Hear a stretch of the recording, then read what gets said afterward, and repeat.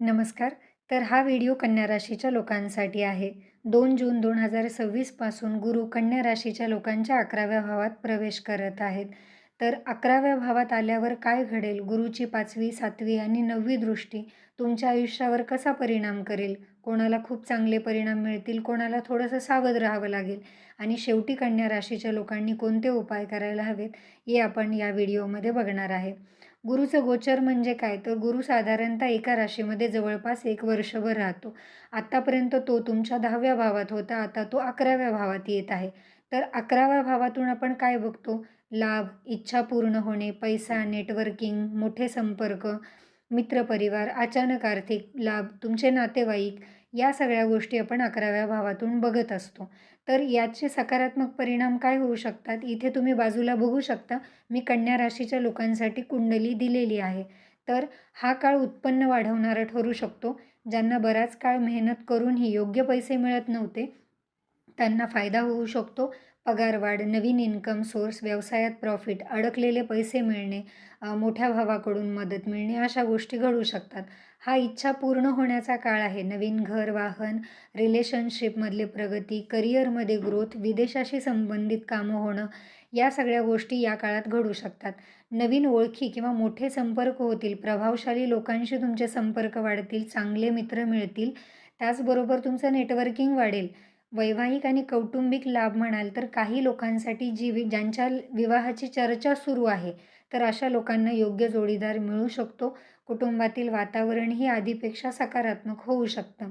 नकारात्मक परिणाम काय दिसू शकतात?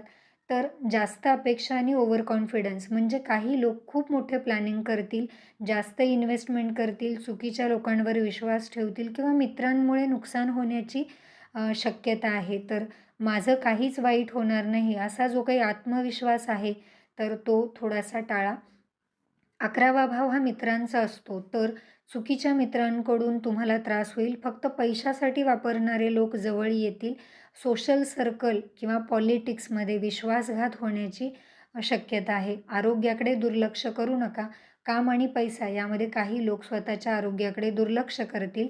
त्याच्यामुळे वजन वाढणे, शुगरशी रिलेटेड समस्या किंवा लिव्हरचे इश्यूज, थकवा हे सगळं जाणवेल. गोड पदार्थ आणि चुकीचा आहार करणं थोडंसं अवॉइड करा. आता गुरुची 5वी दृष्टी ही तुमच्या 3ऱ्या भावावरती पडणार आहे. 3ऱ्या भावातून आपण काय बघतो? तर तुमचं धाडस, छोटे-मोठे प्रवास, लहान भावंड, मार्केटिंग याचे सकारात्मक परिणाम म्हणजे तुमच्या बोलण्यातला प्रभाव वाढेल. कंटेंट क्रिएटरना खूप मोठा फायदा होईल. तुमचं धाडस वाढेल. तुमचे कम्युनिकेशन स्किल सुधारतील. नकारात्मक परिणामांमध्ये हे दिसेल की चुकीच्या बोलण्यामुळे वाद होतील आणि परत एकदा सांगते, ओव्हर कॉन्फिडन्स टाळा. भावंडांमध्ये गैरसमज होण्याची शक्यता आहे. त्यानंतर गुरुची 7वी दृष्टी पडत आहे तुमच्या 5व्या भावावरती. 5व्या भावातून आपण प्रेमसंबंध, शिक्षण, मुलं, क्रिएटिव्हिटी आणि बुद्धिमत्ता बघत असतो. याच भावाला तुमचा पूर्वकर्माचा भावही म्हटला जातो. तर याचे सकारात्मक फायदे जास्त होतील विद्यार्थ्यांना. तुमच्या प्रेमसंबंधांमध्ये सुधारणा येऊ शकते. त्याचबरोबर क्रिएटिव्हिटी वाढेल, संतान सुख मिळेल, विद्यार्थ्यांना अभ्यासात प्रगती दिसेल. त्याचबरोबर टीचर्ससाठी हा काळ चांगला असू शकतो. नकारात्मक परिणाम म्हणजे प्रेमात कन्फ्युजन होईल, तुम्ही इमोशनल डिसिजन घ्याल, मुलांच्या बाबतीत तुमची काळजी वाढेल. त्यानंतर गुरुची 9वी दृष्टी 7व्या भावावरती पडत आहे.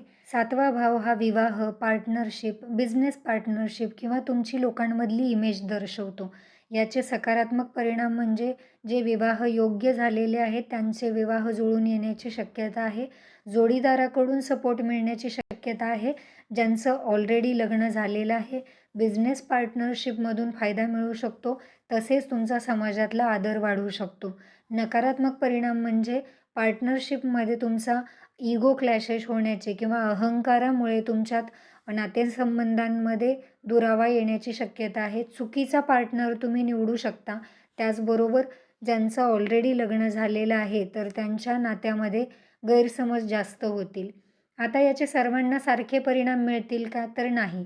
हे गोचर तुम्हाला सकारात्मक परिणाम देईल की मिश्र परिणाम देईल हे पूर्णपणे काही गोष्टींवर अवलंबून असतं. जसं तुमची सध्या चालू महादशा, अंतर्दशा कोणती आहे, जन्मकुंडलीत तुमच्या गुरुची स्थिती कशी आहे, गुरु कोणत्या राशीत आहेत, गुरु दुष्टग्रहांसोबत आहे का, 7.5 किंवा शनी राहू केतूची दशा अंतर्दशा चालू आहे का, या गोष्टींवर अवलंबून आहे.